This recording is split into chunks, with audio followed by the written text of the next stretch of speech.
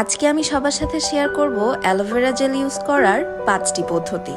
আমি ইউজ করি skin cafe pure and natural aloe vera gel 98%। অনেক রোদ থেকে এসে স্কিন যখন অনেক টায়ার্ড থাকে তখন একটু ঠান্ডা অ্যালোভেরা জেল স্কিনকে দিতে পারে পিওর রিফ্রেশমেন্ট এবং তা স্কিনের সানট্যান দূর করতেও হেল্প করে। স্কিন ক্যাফে অ্যালোভেরা জেল ময়শ্চারাইজারের আগে ইউজ করলে তা স্কিনকে দেবে এক্সট্রা হাইড্রেশন। 3 নাম্বার পদ্ধতিটি হচ্ছে অ্যালোভেরা জেল ইউজ করা যেতে পারে স্লিপিং মাস্ক হিসেবে। এছাড়াও আপনার পছন্দ অনুযায়ী যে কোনো মাস্কের সাথে ইউজ করা যেতে পারে অ্যালোভেরা জেল।